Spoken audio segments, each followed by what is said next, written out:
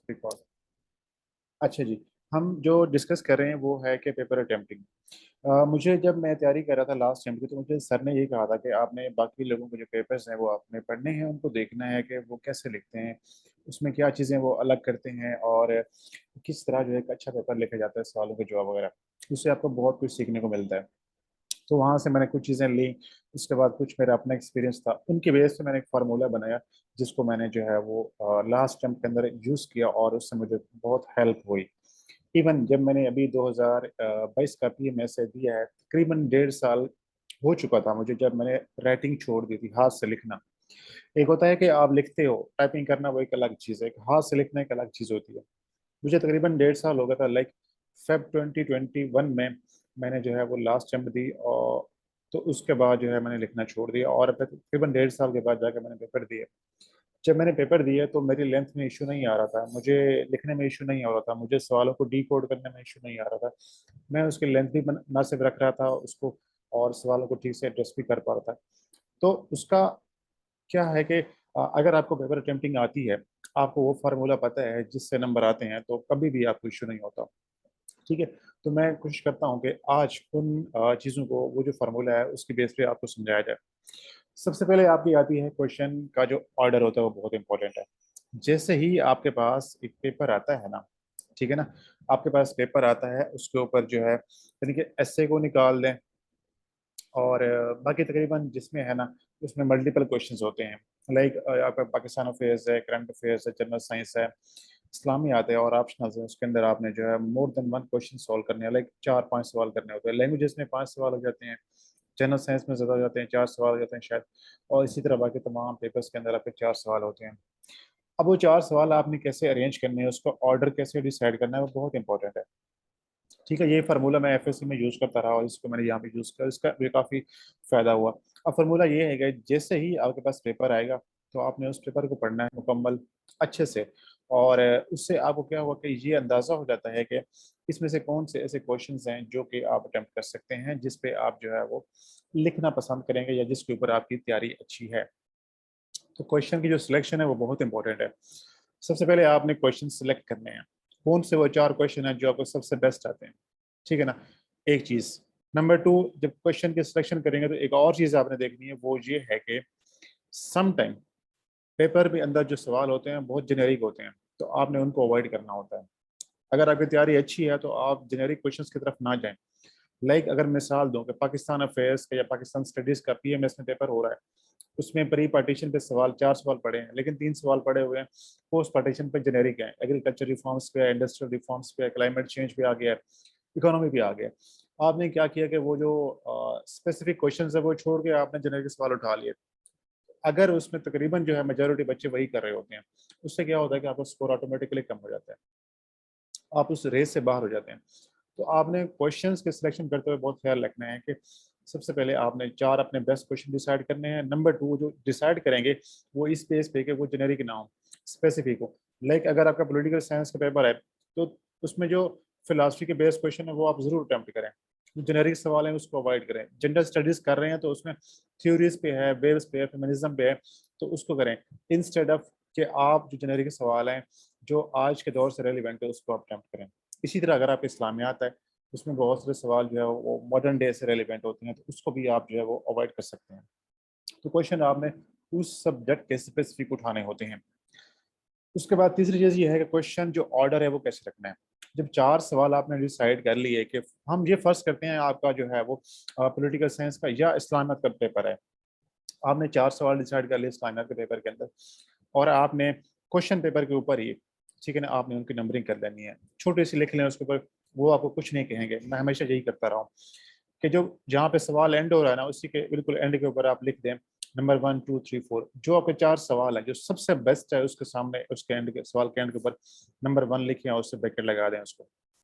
उसके बाद जो सेकंड बेस्ट क्वेश्चन है उस पर नंबर 2 लगा रहे हैं, और जो आपका सबसे हल्का सवाल है उसके ऊपर आपने नंबर 3 लगाना है। यहाँ पे थोड़ा सा कंफ्यूज नहीं होना। जो सबसे हल्का सवाल होगा ना 4 में से, उस पर नंबर 3 लगाना है आपने, और जो थर्ड बेस्ट है उसके ऊपर आपने नंबर 4 लगाना है आपने। अब इसी ऑर्डर से आपने सवाल अटेम्प्ट करने हैं। सबसे पहला जो आपका सबसे बेस्ट क्वेश्चन है, सेकंड पे सबसे आपका सेकंड बेस्ट है, और सबसे हल्का तीसरे पे आएगा, और अगर थर्ड बेस्ट जो है वो लास्ट पे आएगा। ठीक है, ये आपने क्वेश्चन का ऑर्डर अरेंज करना है हर सब्जेक्ट के लिए। आपके कंपल्सरी है और ऑप्शनल है, इसी फार्मूले को आपने यूज करना है। उसके बाद आप जो चीज कर सकते हैं, एक वो है आउटलाइंस। ठीक है, या सिनॉप्सिस। मैंने तकरीबन 2021 में हर क्वेश्चन में, हर पेपर के अंदर, हर क्वेश्चन में एक आउटलाइन बनाई थी मैंने। ठीक है, और मुझे उसका फायदा हुआ है। 2019 के अंदर मैंने बनाई थी, मुझे उसका हेल्प हुई थी। 2020 मैंने छोड़ दी और मुझे उसका नुकसान हुआ। ठीक है, तो मैंने 2021 के अंदर जो है वो इसको बनाया था। अब इसमें क्या है कि आउटलाइन कैसे बनाते हैं, जैसे आप इससे के अंदर एक आउटलाइन बना रहे होते हैं, वो बहुत लेंथी होती है। ठीक है, डिटेल होती है, कंप्रीहेंसिव होती है, उसमें आपका पूरा जितने पैराग्राफ्स होते हैं वो सारे आप उसके पॉइंट्स लिख रहे होते हैं। बट आपका जो क्वेश्चन है उसकी जो आपकी आउटलाइन है वो शॉर्ट होनी चाहिए, not more than half page. ठीक है, हाफ पेज से ज़्यादा नहीं होना चाहिए। ठीक है, जैसे ही आपके पास पेज आता है ना, मैं इसको लेके जाता हूँ नेक्स्ट पेज के ऊपर।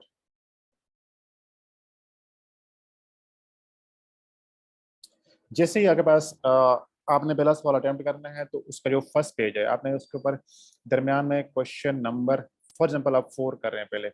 ठीक है, मैं इसको मिडल में लिखता हूँ, यहाँ पर मैं आपको दिखाता हूँ अभी। उसके बाद साइनॉप्सिस। ठीक है, ये मैंने मिडल में लिख दिया, इसको अंडरलाइन कर दिया मार्कर से। ये मैंने मार्कर से ले दिया, इसको अंडरलाइन कर दिया। अब इसके नीचे मैंने सिनॉप्सिस देना है, उसमें क्या आएगा, इंट्रोडक्शन आएगा एक तो। ठीक है, उसके बाद जो सेकंड सेकंड आपकी जो फर्स्ट मेजर हेडिंग है, ठीक है, वो शॉर्ट में। उसके नीचे जो उसके सब पॉइंट्स हैं, सब हेडिंग्स हैं, ठीक है, जितनी भी आती हैं आप उसको जो है वो 4 5 6 वो लिखेंगे। उसके बाद आपका जो नेक्स्ट पार्ट है वो क्या होगा, एक मिनट यार, वो आपकी तीसरी मेजर हेडिंग होगी, सॉरी सेकंड मेजर हेडिंग। ठीक है, अगर उसके नीचे 4 5 पॉइंट्स हैं वो लिखेंगे, और एंड के ऊपर अगर एनालिसिस करना है तो वो आप करेंगे। ठीक है, और एंड पे कंक्लूजन। तो ये आपने हाफ पेज का एक सिनॉप्सिस देना है उसको। ठीक है, आपके जो पॉइंट्स हैं वो शॉर्ट होने चाहिए, बहुत लंबे नहीं करने, जैसे आप सेंटेंस बना रहे होते हैं उस तरह नहीं करने उसको। ये आपने हाफ पेज पे लिख लेना है। और जब आपने क्वेश्चन स्टार्ट करना है तो उसको अपने नए पेज से स्टार्ट करना है, यानी कि आपका जो फर्स्ट पेज है उसके ऊपर सिर्फ आपका सिनॉप्सिस होगा, आपकी आउटलाइन होगी, और जो आपका इंट्रोडक्शन स्टार्ट होगा क्वेश्चन का, जो क्वेश्चन स्टार्ट होगा बराबर वो नए पेज से होगा। इस पेज पे जितनी भी स्पेस बचती है वो आपने उसको यूज नहीं करना, उसको खाली छोड़ देना। क्या होता है कि एक तो आपने पेज कंज्यूम कर लिया, आपकी लेंथ बढ़ जाएगी, और आपने जो है वो अच्छा करके नीट करके लिख दिया आपने। ठीक है, उसके बाद आपने जो सवाल स्टार्ट करना है तो आपने, मैं इसको लेके जाता हूँ नए पेज पे। इस समय ये मेरे पास दूसरे सफ़े होते ना तो अच्छा हो जाता। अब आपने सबसे पहले हेडिंग देनी है इंट्रोडक्शन की, इसको आपने अंडरलाइन कर देना। इसके नीचे आपने लिखना है इंट्रोडक्शन, जितना आप लिख सकते हैं। ठीक है, वो आपकी मर्जी है, 5 लाइन्स हैं, 10 लाइन्स हैं, लेकिन जो आइडियली उसकी लेंथ होती है ना वो मोर देन हाफ पेज होनी चाहिए। ठीक है, आप जो है उसे हाफ पेज से ज़्यादा कर सकते हैं। अब इसके अंदर एक चीज़ होती है जो मैं ऐड करना चाहूँगा आपको, वो क्या होती है, रेफरेंस की। ठीक है ना, इसकी जो है 2 जगह होती हैं। आप जब भी सवाल करेंगे तो कोशिश करेंगे आपके इंट्रोडक्शन के शुरू में या उसके एंड के ऊपर जो है वो आपका एक रेफरेंस या बुक का हवाला होना चाहिए। ठीक है ना। ठीक है, फॉर एग्जांपल आपने जो है वो सवाल उठाया कि बेसिक प्रिंसिपल्स ऑफ इस्लाम के ऊपर आपने सवाल इस्लाम में अपने अटेम्प्ट कर रहे हैं। अब आपने जो है वो इसके ऊपर एक कोटेशन देनी है, तो आप किसी फिलोसफर से मतलब किसी स्कॉलर का, इस्लामिक है नॉन मुस्लिम है, ठीक है, आप मुस्लिम स्कॉलर नॉन मुस्लिम है, उसका आप जो उसका बुक का हवाला दे सकते हैं कि उसने अपनी किताब में ये बात सेम की हुई है। उसको आपने दरमियान में लिखना है हाईलाइट करके, लाइक नॉर्मल टेक्स्ट जो होगा ना उससे आपने जो है दरमियान में लिखना है इसको। ठीक है ना, ताकि वो 5 6 लाइन्स खा जाए आपकी। ठीक है ना, तो अगर आप इसको दरमियान में लिखते हैं तो क्या है कि ये तकरीबन ये वाला हिस्सा, यहाँ तक ये वाला हिस्सा जो है वो कंज्यूम कर देगा। तो आपका जो है वो इंट्रोडक्शन ऑटोमेटिकली लंबा हो जाएगा, आपके सफ़े भी कंज्यूम हो जाएंगे। तो अगर आप इसको शुरू में दे सकते हैं और एंड के पे दे सकते हैं, वो रेलिवेंट होना चाहिए, ये आपने ख्याल रखना है। अच्छा जी, अब चलते हैं हम के सिनॉप्सिस के बाद आपकी आउटलाइन ये हो गया। उसके बाद पेज लेंथ है कि जो आपका सवाल का एक क्वेश्चन है उसकी लेंथ कितनी होनी चाहिए। ये बहुत इंपॉर्टेंट फैक्टर है जिसको अक्सर बच्चे इग्नोर करते हैं। क्या करते हैं कि लोग जब सवाल स्टार्ट करते हैं, पहला सवाल उन्होंने जो है वो 15 सफ़े पे लिख दिया और उसके ऊपर 1.5 घंटा लगा दिया उन्होंने। 1.5 घंटे में 15 जो है वो सफ़े लिखने के बाद जब दूसरे सवाल पे आते हैं तो उसके जो है वो 6 सफ़े, और तीसरे पे 4, और आखिर पे 2 सफ़े बच जाते हैं। तो अगर आप उसकी एवरेज बनाएं अगर आपको 15 नंबर दे पहले सवाल में, फिर उसमें आपको 8 नंबर दे, फिर आपको 6 दे, फिर आपको 5 दे, तो आपकी एवरेज कहाँ बनती है वो आप खुद गेस कर लें इसको।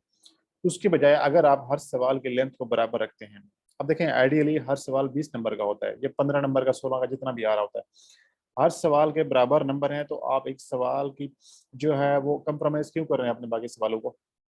तो आपने टाइम डिसाइड करना है कि जो आपके पास टाइम होता है 3 घंटे का, उसमें आपने देखना है कि 10 मिनट के अंदर आपके एमसीक्यूज खत्म हो जाते हैं।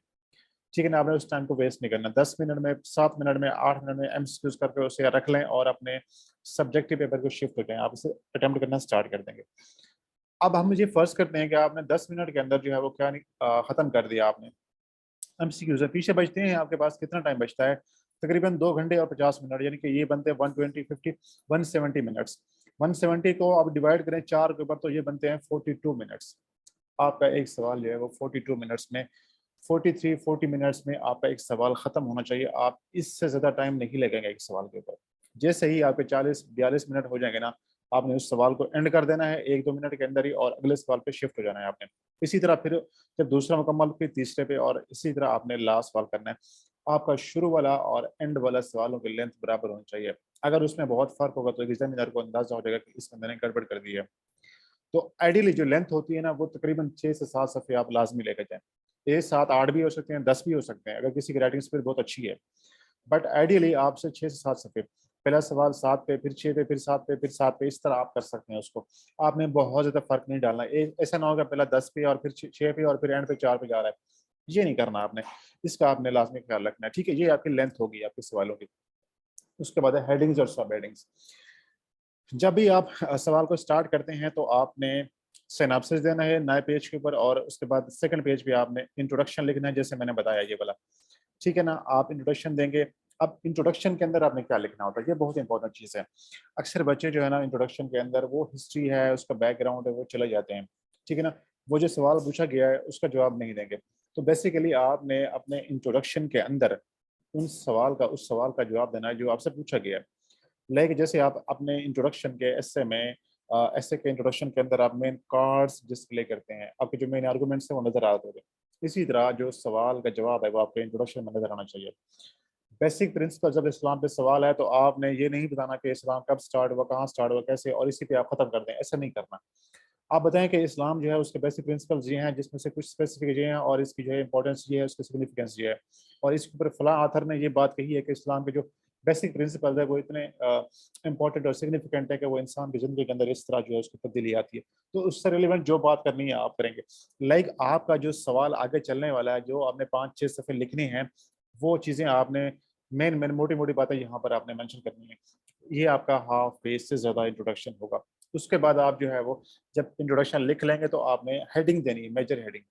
अब आपसे हो सकता है कि एक सवाल के अंदर दो चीज़ें पूछी गई हों। फॉर एग्जाम्पल आपसे ये पूछ सकता है कि कोल्ड वॉर क्या है और उसके जो है वो रीजंस क्या थी। अब आपने दो चीज़ें बतानी है कि व्हाट इज कोल्ड वॉर और उसके रीजंस क्या हैं। तो पहले आपकी हेडिंग क्या होगी, कोल्ड वार की, व्हाट वाज कोल्ड वार या व्हाट इज कोल्ड वार। उसके बाद आप जब उसे लिखेंगे मेन हेडिंग देने के बाद उसके सब हेडिंग दें। अब आपने पैराग्राफ बताने हैं, लिखने हैं, तो वो सारे पॉइंट्स जो है उसके एक मेजर हेडिंग बनाए। लाइक आपने यहाँ पर लिखा है फॉर एग्जाम्पल कि what is the cold war. ठीक है, जी आपने लिखा है। अब इसके नीचे आपने जो है वो क्या करने हैं कि पॉइंट्स बताने हैं आपने इसके नीचे। अब आपने इसके नीचे जो इसके मेन पॉइंट्स हैं, जो आपके आर्गुमेंट्स हैं, यानी कि जो आपने पैराग्राफ लिखने हैं, वो सिर्फ पैराग्राफ नहीं लिखने बल्कि आपने उसकी हेडिंग्स बनानी है। अब आपकी जो ये सब हेडिंग होगी ना, वो आपने नंबरिंग भी देनी है उसको, और कोशिश करें कि उसको आपने लॉन्ग और सेल्फ एक्सप्लेनेटरी बनाना है, लॉन्ग सेंटेंसेस की फॉर्म में लेके आना है। Cold war was a conflict between two super powers. ठीक है, ये आपकी हेडिंग बन सकती है एक। उसके बाद फिर आप दूसरी हेडिंग देंगे कि it was a geopolitical contest after the second world war. Like आपने जो भी देना है ना, आप उससे सिंपल एक या दो लफ्ज की हेडिंग देने की बजाय आप उससे लॉन्ग हेडिंग बनाएं। उसको 1 लाइन की, 1.5 लाइन की, 2 लाइन्स की आपकी हेडिंग होनी चाहिए, और उसको अंडरलाइन लाजमी करना है। उसके बाद जब आपने मेजर हेडिंग देनी है ये वाली, इसके बाद भी लाइन छोड़नी है। उसके बाद जब आपने ये हेडिंग देनी है तो इसके बाद भी एक लाइन छोड़नी है आपने खाली, फिर आपने स्टार्ट करना है। और जब आप ये हेडिंग देंगे ये वाली इससे पहले भी एक लाइन छोड़नी, इसके बाद लाइन छोड़नी, ये चीज़ें बहुत मैटर कर रही होती हैं। अगर आप बहुत कंजेस्टेड लिखते हैं ना तो आपकी राइटिंग पढ़ना मुश्किल हो जाता है। अगर आप प्रॉपर स्पेसिंग करें, लाइंस छोड़ें, स्पेस दें, तो वो पढ़ने वाले के लिए आसानी है और आपके लिए भी आसानी है कि आपको अच्छे नंबर मिलेंगे उसके अंदर। ये चीज़ें बहुत इंपॉर्टेंट है, ये आपने ख्याल रखना है। उसके बाद अगर आप कहीं पे रेफरेंस देना चाहते हैं, ठीक है, कहीं पे आपने कोई रेफरेंस देना है, तो उसका रेफरेंस देने का तरीका ये है कि मैं यहाँ पे डायग्राम बनाता हूँ ताकि आसानी हो जाए, समझ आ जाए। मैं इसको नीचे लेकर आता हूँ जरा, एक मिनट। मुझे इंसर्ट करना है एक पिक्चर शेप।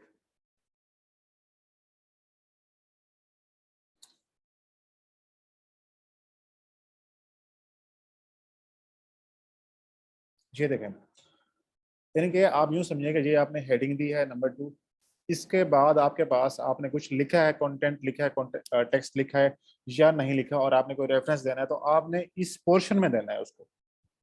ये नहीं कि यहाँ से स्टार्ट कर लें, बिल्कुल यहाँ से नहीं, आपने उससे दरमियान में लिखना है, ठीक है ना, ताकि वो 6 7 5 6 लाइन्स खा जाए आपकी। उससे क्या है कि एक वो बड़ी डोमिनेंट नजर आती है, आसानी से नजर आती है, एग्जामिनर की नज़र उस पर पड़ती है, और उससे बहुत आसानी होती है और आपका इंप्रेशन अच्छा बनता है। उसके बाद आपके सवाल की लेंथ भी ऑटोमेटिकली बढ़ रही है। तो ये आपने लाजमी करना है, ठीक है ना। जब भी रेफरेंस देंगे, कहीं पे इंट्रोडक्शन में देंगे या आप कंक्लूजन में या आप अपने दरमियान में क्वेश्चन के अंदर, तो इसी तरह आपने दरमियान में ही उसको देना है आपने उसको।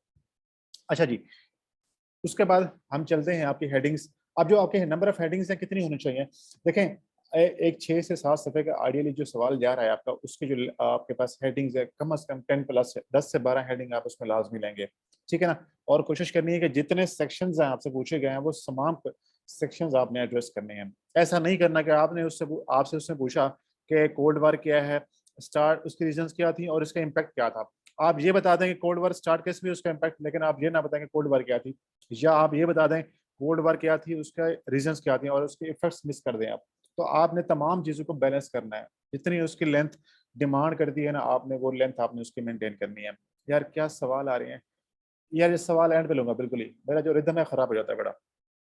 अच्छा जी, उसके बाद हम चलते हैं, आपकी हेडिंग सब हेडिंग हो गई, पेज लेंथ हो गई, उसके बाद रेफरेंसेस बुक्स का मैंने बता दिया कि वो आपके रेलिवेंट होने चाहिए। अब इसमें इस स्टेज पे जो बच्चे पीएमएस दे रहे हैं, वो एक काम कर सकते हैं कि पाकिस्तान अफेयर्स है, इस्लामियात है, करंट अफेयर्स है, उनके ऑप्शनल्स है, उससे हर सब्जेक्ट से रेलिवेंट 5 6 बुक्स का नाम लिखने अपने पास। फॉर एग्जाम्पल पाकिस्तान अफेयर्स है, गवर्निंग द अनगवर्नेबल है, Pakistan beyond the class state है, ठीक है ना। उसके अलावा जो है वो फॉरेन पॉलिसी ऑफ पाकिस्तान है। इस तरह के आप 5 6 बुक्स के नाम लिख लें, और एक क्वेश्चन के अंदर आप 1 या 2 बुक्स हैं उसके हवाले दे सकते हैं। अभी आप या तो नहीं कह सकते सारा कुछ, बट अभी आप रेफर कर सकते हैं, इनडायरेक्ट वे में आप उसका रेफरेंस दे सकते हैं, फलां आथर ने ये बात अपनी किताब में इस तरह से नोट की है, यानी कि जो बात आपने की है उससे आप इंडोर्स करवा देंगे आप उसको।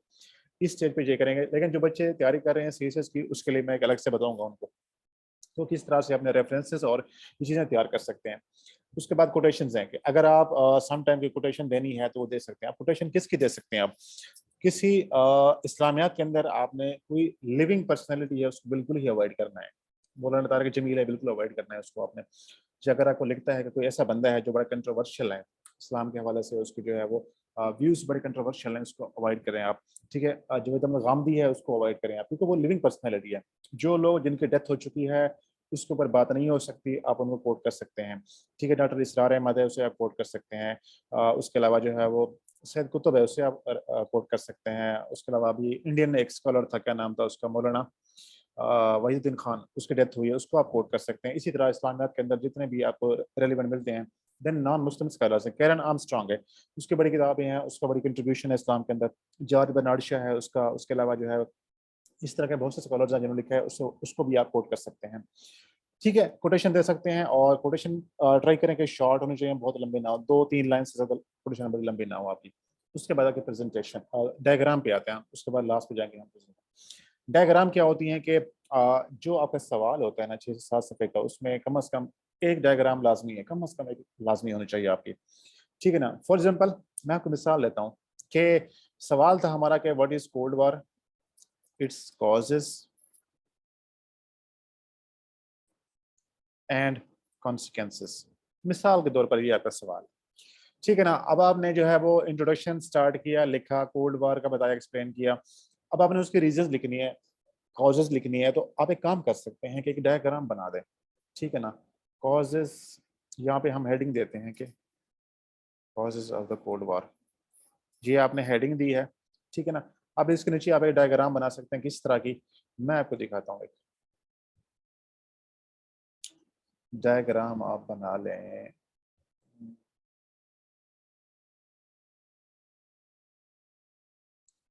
ये तो बड़ी अजीब सी है, इसको रहने दें, कोई और देखते हैं।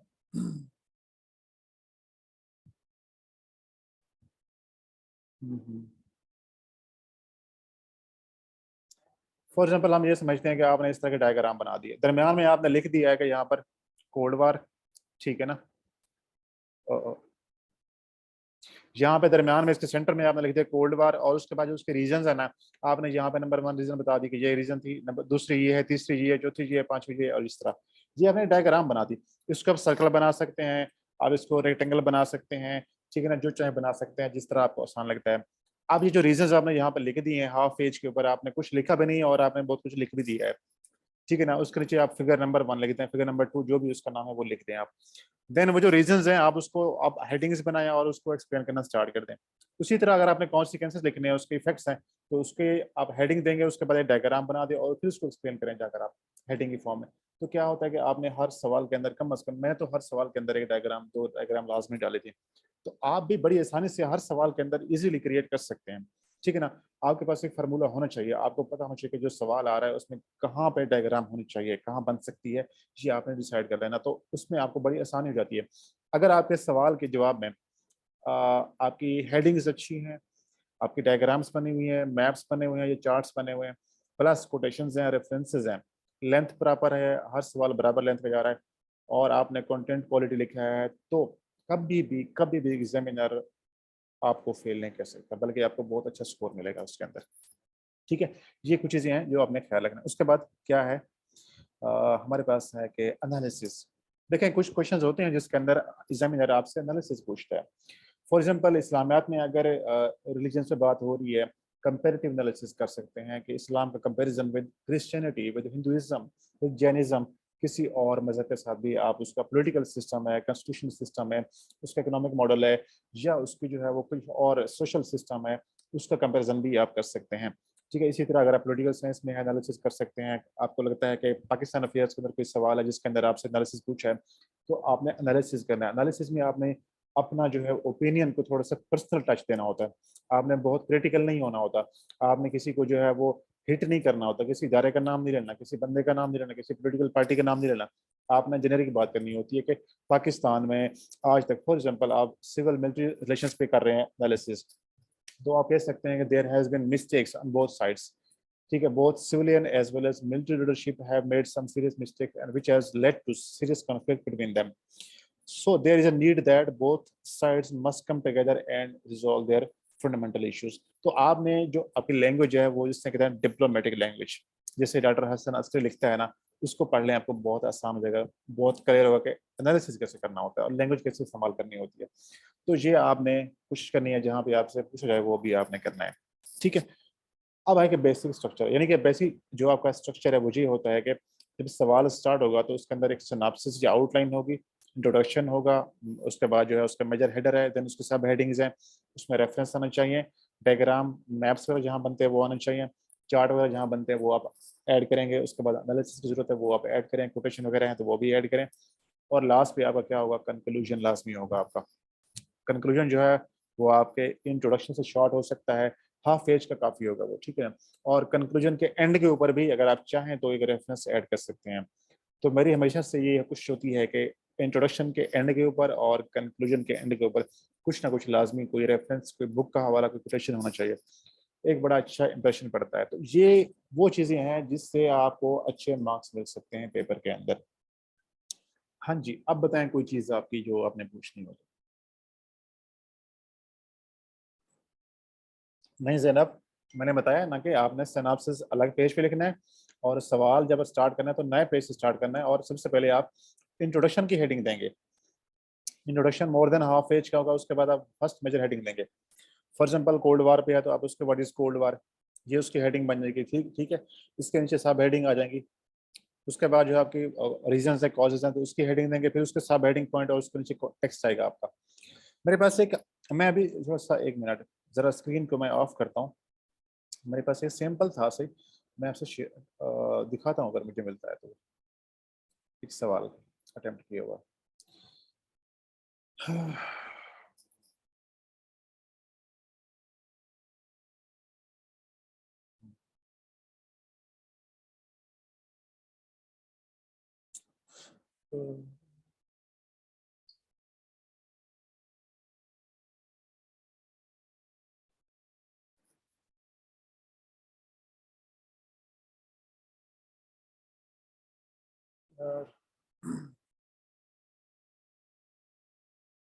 हाँ मुझे मिल गया, ये मैं अभी आपको दिखाता हूँ। अब देखें, ये आपके पास एक पेपर है, ठीक है, इसके अंदर सिनॉप्सिस नहीं है, आउटलाइंस नहीं है, कुछ भी नहीं है, वो आप ऐड कर सकते हैं। ठीक है, ये आपका सबसे पहले इंट्रोडक्शन की हेडिंग, ये आपने स्टार्ट किया इंट्रोडक्शन, ये कोई चीज़ हाईलाइट करनी है वो आप कर सकते हैं। ठीक है, तो आप इसको, अगर आपके पास कोई रेफरेंस है तो आप इस टेक्स्ट को लिखने के पहले आप यहाँ पे लिख सकते हैं, या इसके एंड के ऊपर भी लिख सकते हैं। उसके बाद आप आते हैं, आपके जो मेजर हेडिंग्स हैं, आपके जो मेजर हेडर है उसके ऊपर आप आ सकते हैं। ठीक है, ये आपने हेडिंग दी है उसकी, और उसने जो सब हेडिंग आपकी, फिर आपने टेक्स्ट लिखना शुरू कर दिया है। ठीक है, उसके बाद ये दूसरी हेडिंग है, उसके जो टेक्स्ट है, अब ये रेफरेंस उसने यहाँ पे दे दिया है। ठीक है, कुछ चीज़ उसने ऐड कर दी यहाँ पर। ठीक है, ये हाईलाइट कर दिया उसने। आप टाइमलाइन बना सकते हैं, डायग्राम्स बना सकते हैं, चार्ट बना सकते हैं, टेबल बना सकते हैं, कुछ भी चाहें, जो भी चाहें आप अपने पेपर को बनाने के लिए आप कर सकते हैं उसके बाद। ठीक है, मुझे कोई और सवाल देखने दें इसका। अब देखें, ये जैसे ये इसने डायग्राम बना दी यहाँ पे, फ्लो चार्ट बना दिया एक सॉर्ट ऑफ। ठीक है, एक टाइमलाइन को शो करने के लिए इसने। अब इसने यहाँ पे ये कोड किया हुआ है उसको। ठीक है ना, ये उसने कोड किया हुआ, ये वाला उसने हाईलाइट कर दिया, उससे पहले भी लाइन छोड़ दी, उससे बाद भी बराबर सी। अब ये टाइमलाइन उसने यहाँ पे जो है वो डायग्राम बना दी, अब इसको देख लें आप। ठीक है ना, ये चीज़ें आपके पेपर के अंदर एक डाइवर्सिटी लेकर आती हैं, जो मोनोटोनस के उससे ख़त्म कर दी हैं, और ये शो करती हैं कि आप फुली तैयार हैं आप उस चीज़ के लिए, और आपके पास नॉलेज है, आपको लिखना भी आता है, प्रेजेंट करना भी आता है, और आपको ये पता भी है कि सवालों का जवाब कैसे देना है। ठीक है, ये एक बड़ा आइडियल क्वेश्चन अटेम्प्ट किए हुए हैं, बड़े अच्छे पेपर्स लिखे हुए हैं इस बच्ची के। तो ये मेरे पास है, जब भी किसी बच्चे को चाहिए होता है तो मैं उसको यही शेयर करता हूँ। तो अगर आपको चाहिए तो मैं आपको भी ग्रुप के अंदर भेज दूंगा ये, और इसको आप एज ए मॉडल या एज ए एग्जाम्पल सैम्पल जो है आप इस्तेमाल कर सकते हैं। ये आपको बहुत सारी चीज़ें जो है क्लियर करवा देगा। ठीक है जी। हाँ जी। अच्छा जी, मैं रिकॉर्डिंग को ज़रा जो है वो